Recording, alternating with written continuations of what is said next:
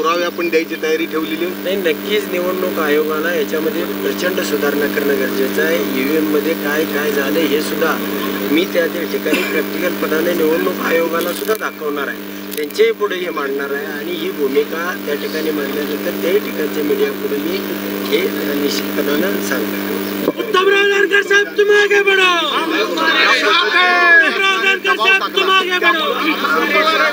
रद्द करण्यात आलेली आहे, तरी सुद्धा आता ही लढाई अशीच चालू राहणार आहे आणि निवडणूक प्रक्रियेतले EVM मशीन मधले ज्या काही त्रुटी आहेत त्या आपण निवडणूक आयोगासमोर मांडणार आहे. कॅमेरामन सुनील दिवाण, ABP.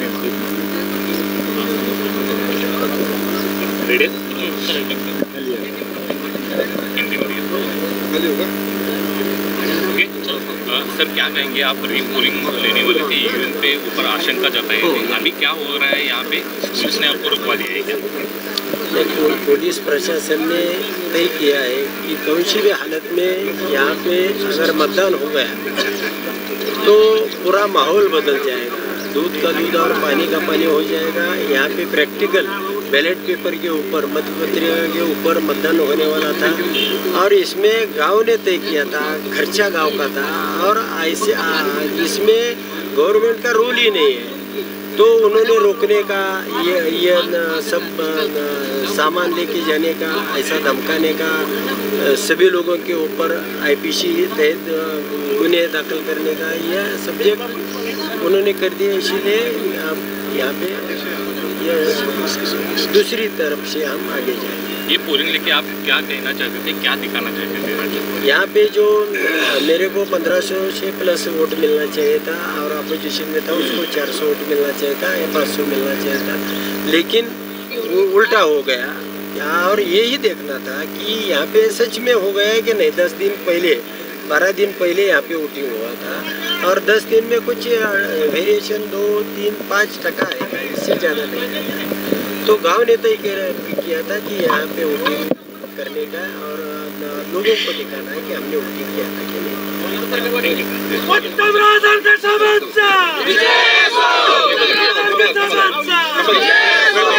पानी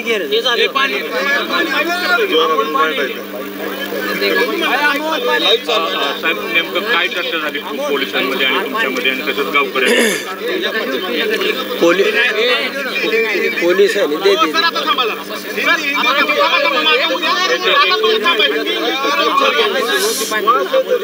पोलिसांनी त्या ठिकाणी तुम्हाला कोणत्याही परिस्थितीमध्ये मतदान आम्ही घेऊ देणार नाही, तुमच्यावरती गुन्हे दाखल करू, तुम्ही एकही मत त्या ठिकाणी टाकलं तर यातलं साहित्य जे आहे तुमचं, मतपेटी असेल, मतपत्रिका असतील, ते आम्ही गुंडाळून घेऊन जाणार।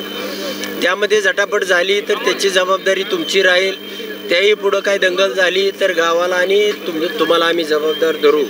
आणि तुमचा जे उद्देश आहे तो काय या मतदानामधून आम्ही सफल होऊ देणार नाही, तुम्हाला मतदानच आम्ही करू देणार नाही, अशा पद्धतीची भूमिका घेतली।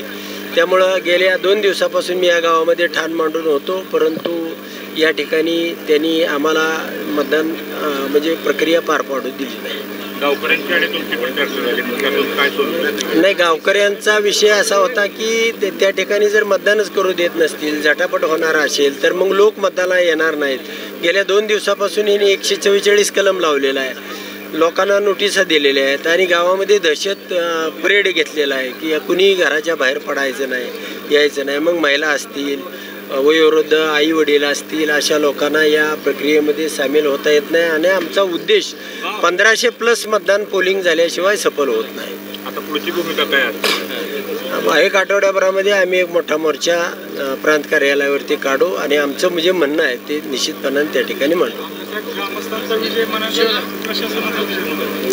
नाही, या ठिकाणी पडताळणी करणं हे अपेक्षित होतं, परंतु दडपशाही झाली। विजय प्रशासनाचा का गावकऱ्याचा हा विषय नाही, गावकऱ्यांच्या मनामध्ये रोष आज तोच आहे। तुम्ही पाहिला असेल सकाळपासून त्यांच्या ज्या बाईट आहेत, आम्हाला काट्या घालू द्या, आमची डोकी फोडू द्या, वाटेल ते होऊ द्या, तरी बी आम्ही मतदान करणार आहे। या भूमिकेनं महिलासुद्धा अजून या ठिकाणी बसून आहेत आणि अशी भूमिका प्रशासनानं आडमुठी घेतल्यामुळं किंवा जाणीवपूर्वक घेतल्यामुळं या ठिकाणी ही प्रक्रिया थांबवावी लागत आहे। नाही, निश्चित 1 आठवड्याभरातच या ठिकाणी मोर्चा काढला जाईल आणि त्या माध्यमातून जनतेच्या समोर सगळं चित्र आणलं जाईल. तुम्ही हे जे म्हणताय मतदान त्यांना प्लस दिलं त्यांना प्लस दिलं तुम्ही साबित कसं करणार आहे? नाही, तेच साबित करण्यासाठी या मार्केटवाडी गावाचा डेमो होता आणि तेच तुम्हाला सगळ्यांना दाखवायचं होतं की ते ट्रान्सफर कसं मला सांगता येत नाही, म्हणून हा साधा मार्ग होता की या ठिकाणी मतदान पोलिंग घ्यायचं आणि तुम्हाला दाखवायचं की हे कसं ट्रान्सफर होतंय. त्या मीडियाचा सुद्धा तुमचा रोल आहे, तुम्ही सुद्धा चौथा स्तंभ आहे, तुमचा सुद्धा याच्यामध्ये रोल महत्त्वाचा आहे आणि म्हणून या ठिकाणी हा डेमो होता. ईव्हीएम घोटाळ्यासंदर्भातले काही पुरावे आहेत?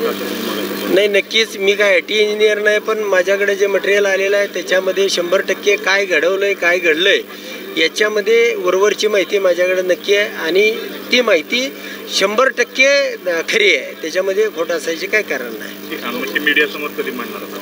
एक साधारणपणे माझ्याकडे परिपूर्ण माहिती आली की 15-1 दिवसाच्या आतमध्ये मांडली जाईल. आमच्या मोर्चामध्ये ज्या वेळेला काढू तोपर्यंत आली तर त्या माध्यमातूनही आपल्यासमोर ठेवली जाईल. धन्यवाद.